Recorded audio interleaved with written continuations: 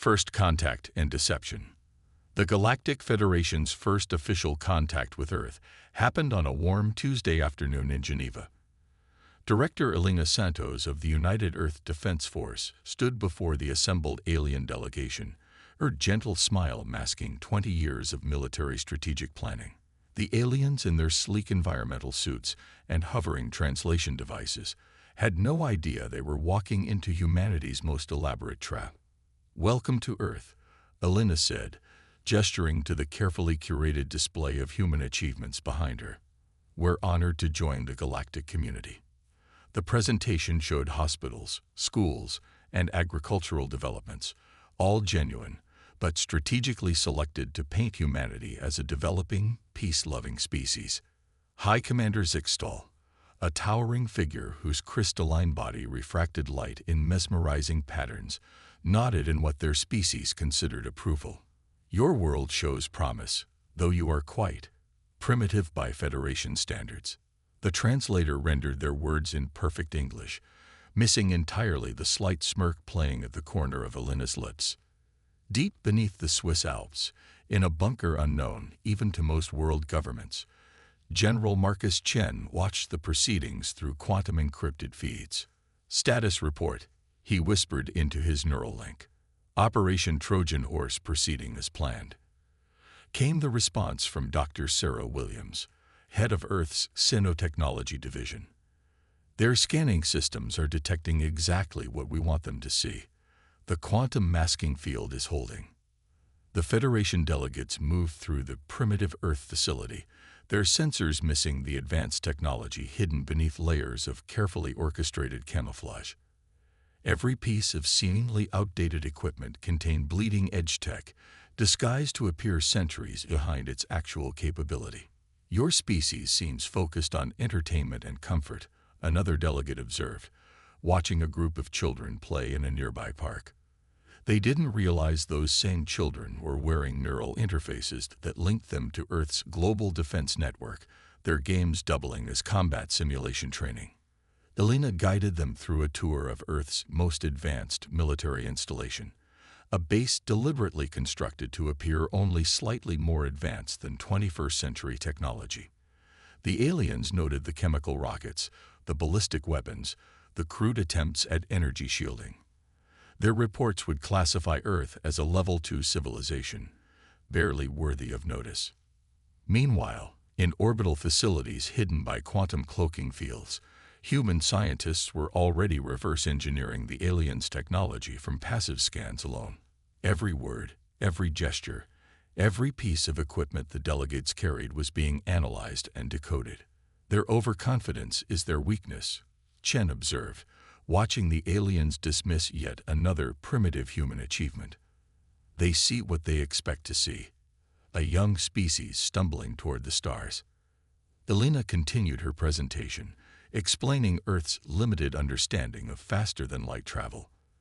The delegates exchanged what they thought were subtle glances of superiority, unaware that human ships had already mapped most of their empire using stealth technology beyond their comprehension.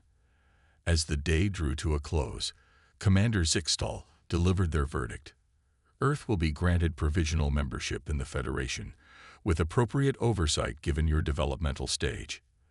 They presented Elena with what they considered basic technological gifts, medical knowledge and simple power generation systems that were centuries behind what humans had already achieved. "We are grateful for your generosity," Elena replied, bowing slightly. "We have much to learn from the Federation's wisdom." The aliens didn't notice how she emphasized certain words, a coded message to defense forces worldwide that Phase 1 was complete. That evening, as the alien delegation departed Earth's atmosphere, satisfied with their assessment of humanity's harmless nature, Elena met with the United Earth Defense Council in their true headquarters, a quantum-shielded facility deep within the Mariana Trench. "They bought it completely," she reported, her earlier diplomatic demeanor replaced by sharp military precision. "The Federation believes we're at least 3 centuries behind their technological level. Their guard will be down as they begin helping us develop." General Chen displayed the day's data analysis. Their technology is advanced, but predictable. They've grown complacent, relying on brute force rather than innovation. They haven't fought a real war in 10,000 years, and that's why they'll never see us coming, Elena concluded, bringing up a holographic display of Earth's true military capabilities. While they're busy patronizing us with their gifts, we'll be preparing. Not for war, we're not aggressors. But when they finally realize what humanity truly is. She left the sentence unfinished, but everyone in the room understood. Humanity had spent its entire history preparing for this moment, turning its violent past into a strength rather than a weakness. The Federation thought they were welcoming a primitive species into their ranks. Instead, they had just invited in the most dangerous predator the galaxy had ever seen, and by the time they realized their mistake, humanity would be ready. The hidden arsenal. 6 months after first contact, Dr. Maya Patel stood in her primitive research facility, explaining Earth's agricultural methods to Federation scientists. The aliens watched with barely concealed boredom as she demonstrated what they considered simplistic genetic modification techniques. As you can see, Maya gestured to rows of experimental crops. We're still learning to optimize our food production.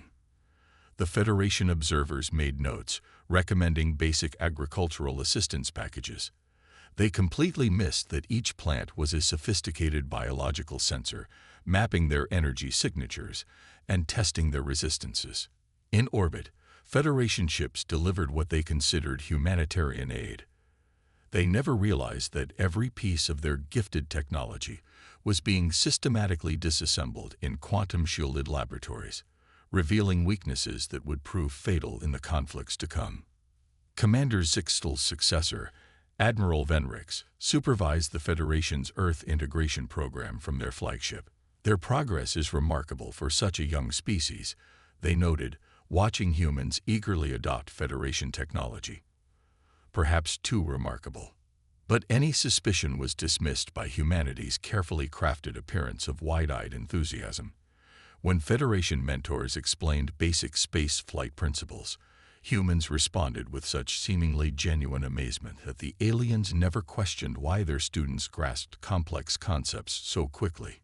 In her true laboratory, hidden beneath the Antarctic ice, Maya reviewed the latest data with General Chen.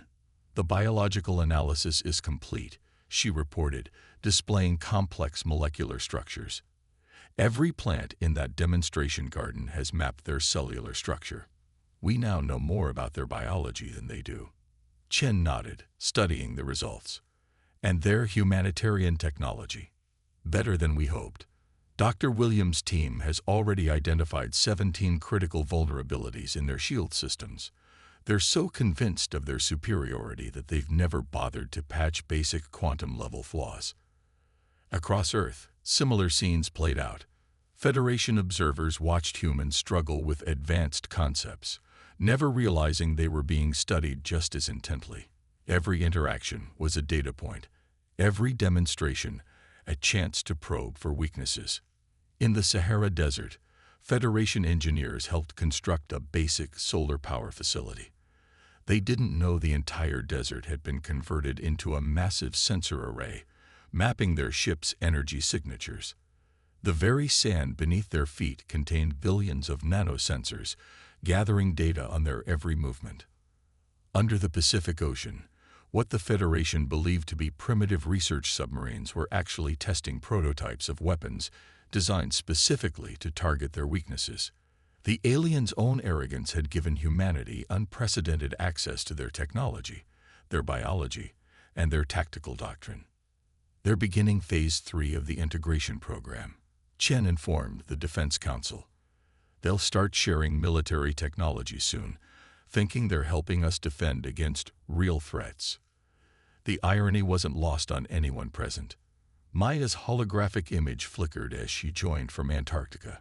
We've completed the biological defense systems. Every major population center is now protected by engineered microorganisms that can distinguish between human and alien biology. If they ever try to use biological weapons, they'll find out too late that we've been ready for centuries. Elena Santos finished, entering the chamber. But we've got a problem. Admiral Venrix is starting to ask questions about our learning curve. The room tensed. They'd known this moment would come, though perhaps not so soon. What triggered their suspicion? Chen asked. One of their junior scientists noticed that our primitive agricultural AI was processing data faster than should be possible with our supposed level of technology. We contained the situation, but they're paying closer attention now. Then we accelerate the timeline, Chen decided. Maya, how soon can your team complete the neural disruptor project? 2 weeks, maybe less. We've already mapped their entire nervous system. The prototype weapons are ready for testing. Elena pulled up a tactical display showing Federation fleet movements. They're consolidating their forces near the Centauri colonies. They think they're protecting us from external threats, but they've actually given us the perfect opportunity. Begin Phase 4, Chen ordered. It's time to show them just enough of our capabilities to make them nervous, but not enough to reveal our full strength. Maya, arrange an accident at your facility. Let them see a glimpse of what we can really do. As the council dispersed, Elena remained behind with Chen. You know, once we start this, there's no going back.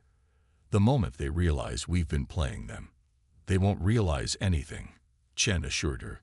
By the time they understand what humanity really is, it'll be too late. We're not starting a war, Elena.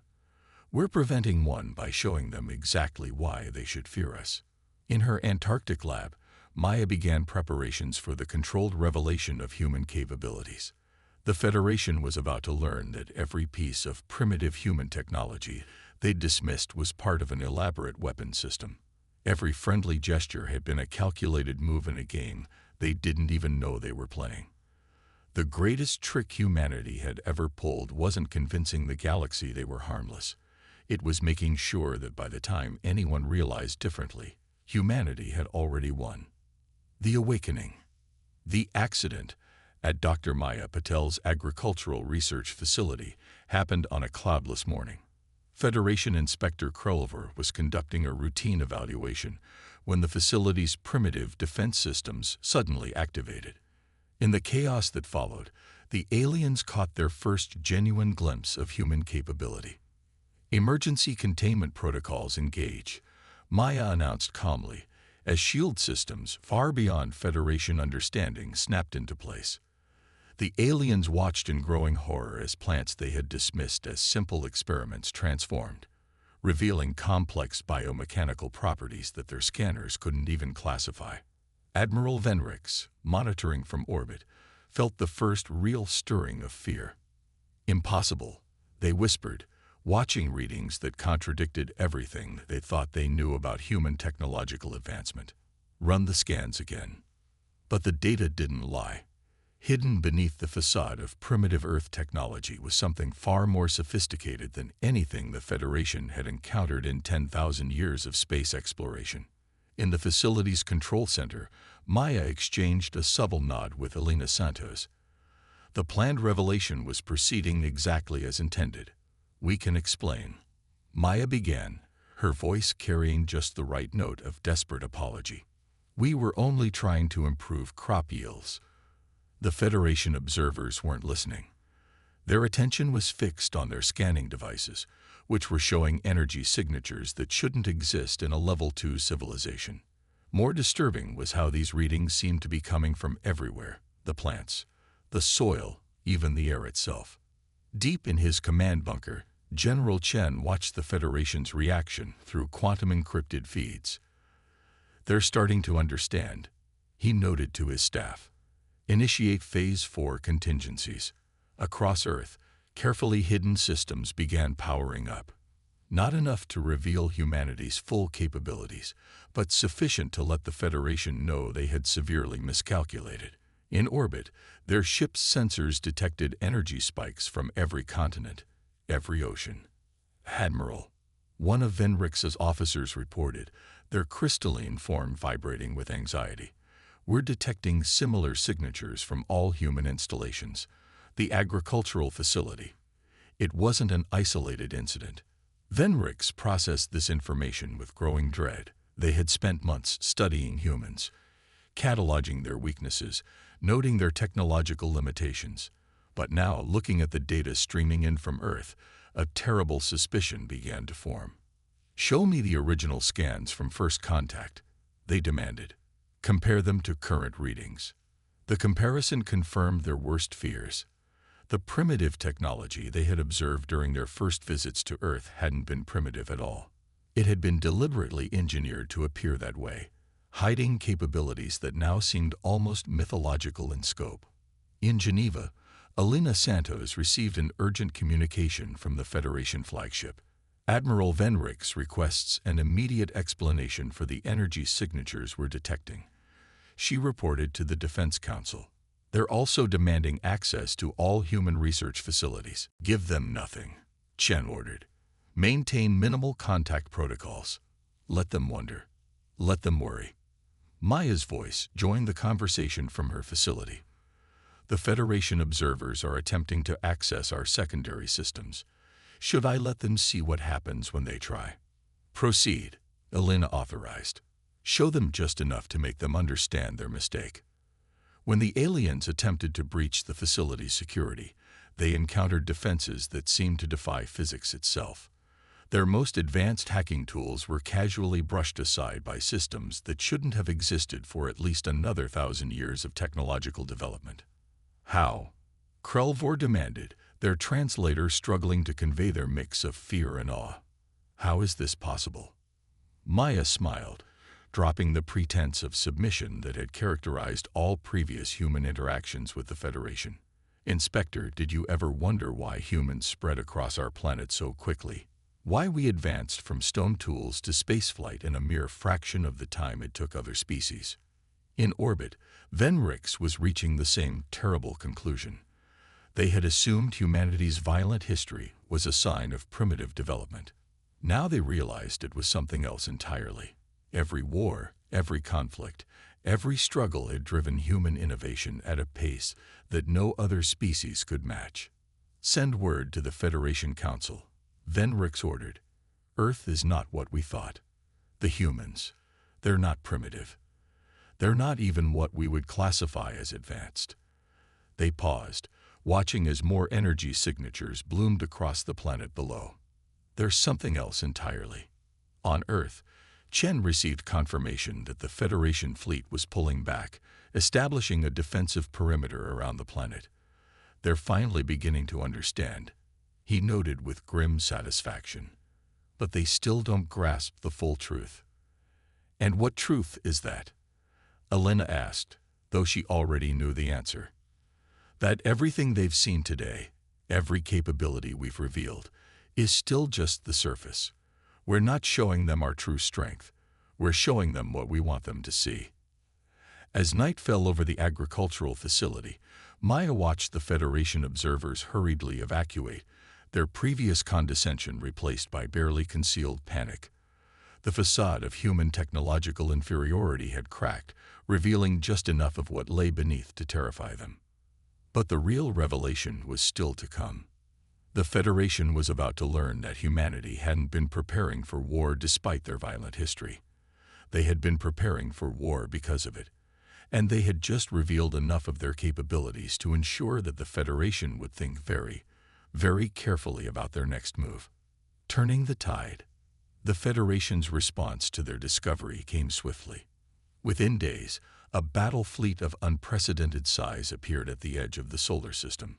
Admiral Venrix, now tasked with containing what the Federation Council saw as an immediate threat, prepared for a show of force that would put humanity in their place. They weren't prepared for what happened next. As the fleet approached Mars orbit, General Chen sat calmly in Earth's true command center, watching the Federation ships advance. "Begin Operation Checkmate," he ordered quietly. The response was immediate, but not what anyone expected. There were no weapon launches, no shield activations, no obvious defensive measures. Instead, Earth went dark. Every signal, every energy signature, every trace of advanced technology simply vanished. In the Federation fleet, alarms blared. "We've lost all readings from the planet," an officer reported to Venrix. Their technology. It's gone. Impossible. Venrix snapped. No civilization can simply disappear. They stopped mid-sentence as their ship's primary systems suddenly failed. Throughout the fleet, ships began reporting critical malfunctions. Deep beneath the Pacific Ocean, Dr. Sarah Williams monitored the effectiveness of humanity's first true weapon against the Federation. Quantum virus deployment successful, she reported to Chen. Their entire command and control network is compromised.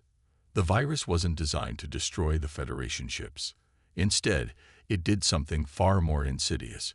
It made their technology unreliable. Systems would work perfectly one moment and fail the next, with no discernible pattern or cause. They're attempting to isolate affected systems, Alin observed, watching the chaos unfold. They still don't understand. Everything they know about technology, about warfare, about basic physics, we've turned it all against them. The Federation fleet, pride of an empire spanning thousands of worlds, found itself being systematically dismantled by an enemy they couldn't even detect. Their sensors showed nothing. Their weapons targeted empty space. Their shields protected them from non-existent attacks while leaving them vulnerable to real ones. Maya's voice came through the quantum-encrypted channel from her facility. Biometric weapons ready for Phase 2. The Federation's environmental suits won't protect them from what's coming. Chen gave the order. Across the solar system, invisible clouds of engineered microorganisms, products of Maya's agricultural research, began infiltrating Federation ships. These microscopic warriors didn't kill. They simply made the aliens' technology stop recognizing them as authorized users. Sir, Elena reported, unable to hide her satisfaction. Federation ground forces are reporting that their own ships are locking them out. Environmental systems are refusing to acknowledge them as living beings. In orbit, Venrix watched in horror as their mighty fleet was reduced to floating hulks, not by violence or force, but by an enemy that had turned their own technological superiority into a weakness. How? They demanded. How did they do this? The answer came in a transmission from Earth, audio only, in Chen's calm voice. You assumed that because we fought wars, we were primitive. You never considered that war itself was our greatest teacher. As if to emphasize his point, the Federation's quantum communication network, the most secure in known space, began broadcasting their classified tactical data to every ship in the fleet. Humanity hadn't just defeated their security, they had turned it into a weapon. We didn't develop technology the way you did, Chen continued. We didn't wait for scientific advancement to make war easier. We used war to drive our science. Every conflict, every battle, every near-extinction event pushed us further, forced us to innovate, to adapt. Elena added her own voice to the transmission. You spent 10,000 years perfecting your technology. We spent 10,000 years perfecting the art of turning anything and everything into a weapon. Throughout the fleet, Federation crews watched in helpless awe as their ship's own systems began displaying the truth about humanity, not the carefully crafted mask of primitives stumbling toward the stars, but the reality, a species that had turned their entire civilization into one vast military research project. Your mistake, Maya's voice joined in, was thinking that peace makes a species strong. Peace makes you comfortable. Conflict, surviving it, learning from it, mastering it, that's what makes a species unstoppable. The Federation fleet hung motionless in space, their mighty weapons useless, their advanced technology turned against them. They had come expecting to teach humanity its place in the galactic hierarchy. Instead, they were receiving the lesson in why humans had survived countless extinction-level events on their hostile homeworld. We're not going to destroy your fleet, Chen informed them. We're not even going to harm your crews. We're simply going to let you return home with the understanding that humanity is not to be trifled with. We've spent our entire history preparing for this moment, not because we wanted war, but because we understood better than any species in the galaxy how to wage it. As the Federation crews struggled to regain control of their ships, They finally understood the true nature of the species they had dismissed as primitive. Humans hadn't evolved to be peaceful. They had evolved to be survivors, adapters, warriors. And they had just demonstrated why that made them the most dangerous species in known space. A new understanding. 1 month after the Federation fleet's humbling retreat, the Galactic Council convened an emergency session. The crystalline chamber, once a symbol of Federation superiority, now held an atmosphere of tense uncertainty. At its center stood General Chen, Director Elena Santos, and Dr. Maya Patel, humanity's chosen representatives. The council leader, a being of pure energy, addressed the chamber. In 10,000 years of Federation history, we have never encountered a species like humanity. The translator rendered their words with a note of what might have been respect, or fear, or both. "You're not the first to underestimate us," Chen replied calmly. "You're just the first to survive the mistake."